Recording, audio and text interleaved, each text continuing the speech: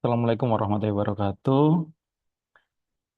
Pada video tutorial berikut akan menunjukkan bagaimana kita dapat membuat butir soal dari beberapa jenis yang dimiliki pada template Cydia.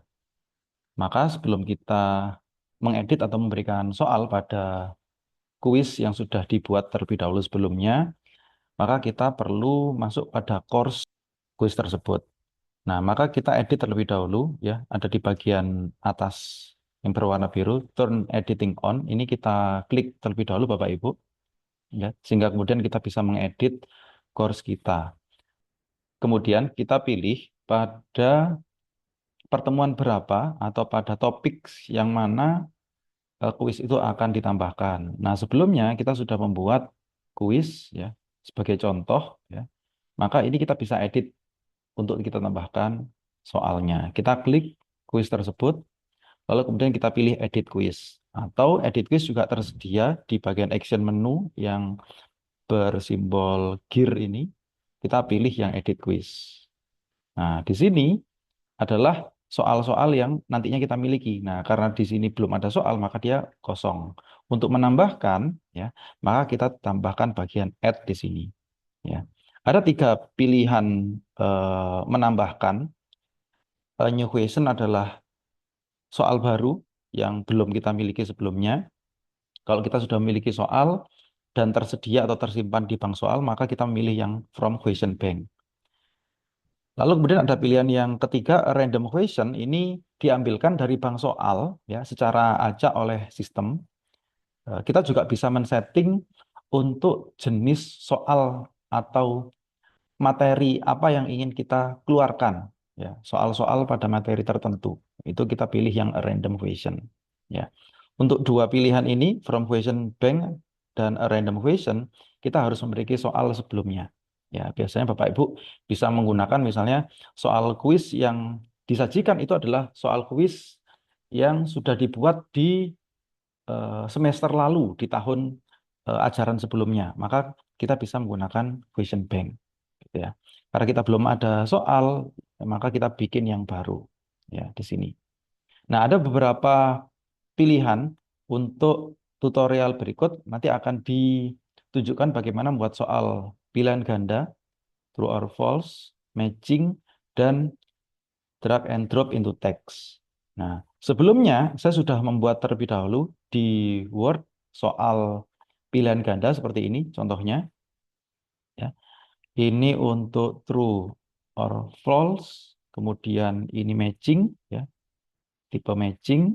Terus kemudian ini ada drag and drop. Tentu kalau multiple choice kita tinggal memilih satu jawaban yang paling tepat. Begitu juga dengan true or false. Matching nanti setiap soal itu ada beberapa pilihan dan mahasiswa atau partisipan itu diminta untuk memilih jawaban yang sudah disediakan sebelumnya. Nah, visualisasi yang hampir sama dengan drag and drop adalah ya, pada matching tersebut. Hanya kalau di drag and drop ada sensasi menggeser gitu Bapak Ibu. Jadi misalnya data nominal ini kemudian digeser ke sebelah sini. Nah, jawabannya nanti akan uh, muncul. Jadi ada interaksi kalau di sini. Nah, berikut nanti kita akan buat. Jadi yang pertama kita akan buat pada soal multiple choice. Kita pilih multiple choice yang paling atas, terus kemudian kita tambahkan ya. Terlebih dahulu kita tulis materi atau soal tersebut namanya apa. Misalnya ini saya pengampu statistika dengan question name-nya jenis data karena materinya adalah terkait dengan jenis data. Lalu kemudian soalnya akan saya letakkan di sini. Nah, saya tinggal copy dan paste ya Bapak Ibu ya. Tingkat pendidikan dari SD, SMP, SMA, S1 dan S2 termasuk jenis data apa ya. Lalu kemudian setelah itu kita memberikan jawabannya di bagian answer. Misalnya ini nominal. Nah, ketika nominal kan adalah jawaban yang salah, maka grade-nya non. Tapi kita bisa memberikan feedback. Misalnya Anda salah. Ya. Kemudian jawaban selanjutnya ordinal. Ini adalah jawaban yang benar, maka grade-nya kita berikan 100%. tepat, ya misalnya. Atau selamat, Anda benar, misalnya begitu. Lalu kemudian opsi selanjutnya, interval. Ini adalah jawaban yang salah, maka kita berikan ya, non. Gitu. Kita berikan feedbacknya salah. Lalu opsi selanjutnya, rasio. Ini juga salah, maka kemudian kita berikan feedback Anda salah.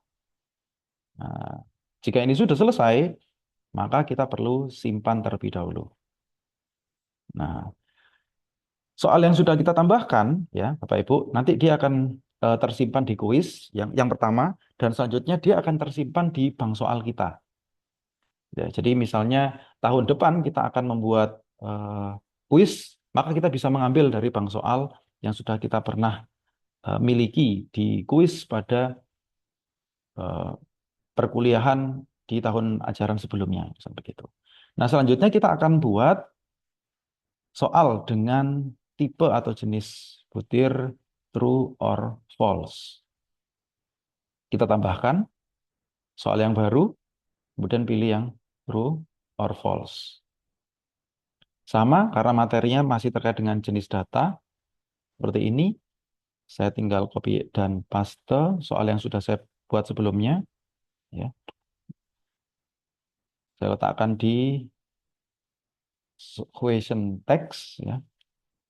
Nomor telepon atau gawai termasuk dalam data nominal karena hanya berfungsi sebagai label identifikasi tanpa makna numerik. Karena soal ini jawabannya adalah benar, maka kemudian jawaban yang benar kita pilih true. Nah, begitu Bapak Ibu. Lalu kemudian kita berikan feedbacknya. Jawaban Anda benar. Nah, gitu ya. Misal mahasiswa kemudian menjawabnya false, maka kemudian dia salah, kita berikan feedback juga. Ya. Jawaban Anda salah. Kita berikan penjelasan bahwa nomor telepon hanya sebagai identitas atau label dan tidak memiliki kekuatan atau kesetaraan. Nah, titik seperti ini. Sehingga nomor telepon merupakan jenis data nominal. Nah, setelah terkait dengan feedback, kita simpan. Otomatis juga tersimpan pada bank soal kita. Untuk selanjutnya, kita akan buat ya, soal dengan tipe matching, Bapak Ibu. Ya, kita tambahkan, ya, sama materinya terkait dengan jenis data. Ya, question text-nya ini saya copy. Ya. Nah, jadi soalnya yang ini Bapak Ibu, ya, ini kita copy. Ya. Terus kemudian kita letakkan pada question text, ya. Lalu kemudian kita scroll ke bawah, kita berikan setiap soal diberikan jawaban di bawahnya. Ya. Misalnya suhu tubuh termasuk jenis data. Nah, misalnya jawabannya adalah, maaf, interval. Ya. Kemudian jenis kelamin termasuk jenis data nominal. Ini apa, Ibu? Selanjutnya tingkat pendidikan dengan jenis data ordinal. Nah, karena default dari si dia itu hanya memberikan 3 pertanyaan, kita bisa tambahkan secara manual, ya, agar kemudian berapapun jumlah soalnya bisa kita tambahkan. Ini adalah soal keempat. ya pada tipe matching, ya kita letakkan di sini. Skor IQ termasuk jenis data interval, ini Bapak Ibu ya.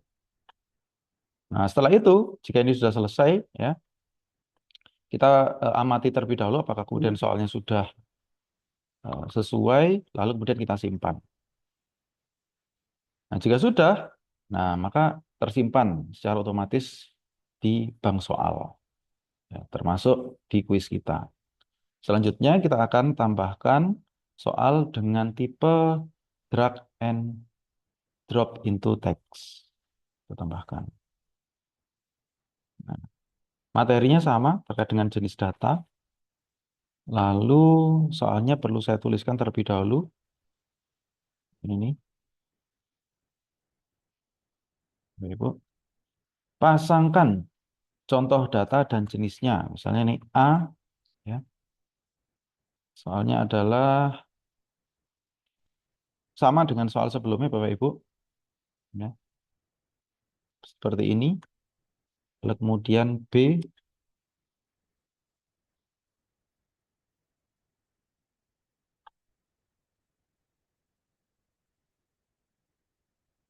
jenis kelamin termasuk jenis data. Ya. Jenis kelamin termasuk jenis data. Kemudian C, tingkat pendidikan termasuk jenis data.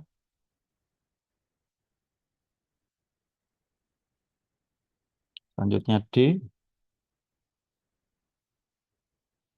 skor IQ.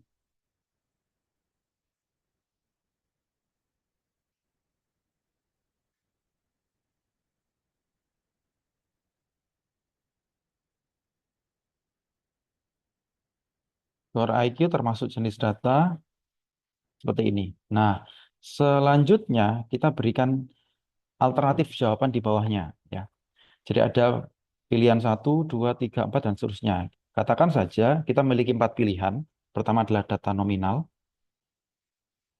kemudian ordinal, kemudian interval, selanjutnya rasio.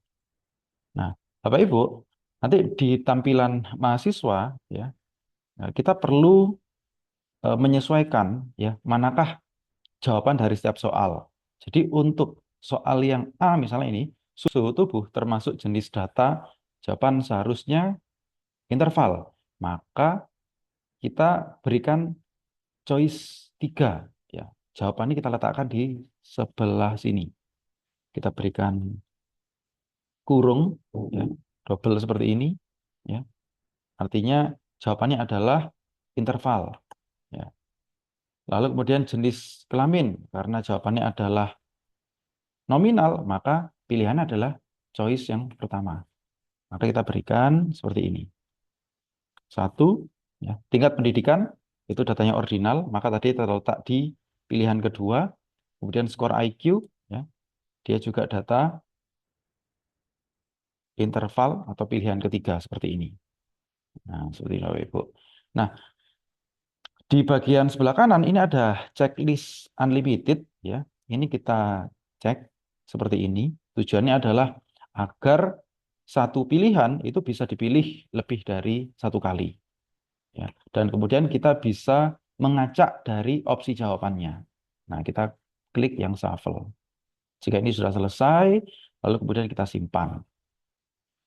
Nah, Bapak Ibu, di sini tertulis bahwa nilai maksimumnya adalah 10. Jadi kalau setting defaultnya si dia, nilai maksimum itu 10, maka nilai minimum yang salah semua adalah 0. Nah, kita juga bisa mengajak keseluruhan soal ini agar kemudian antar mahasiswa atau partisipan memulai soal pertama dari kuis itu akan berbeda antar partisipannya. Maka kita klik bagian shuffle. Ya. Jadi ada pengacaan di soal juga memungkinkan pengacaan pada opsi jawaban.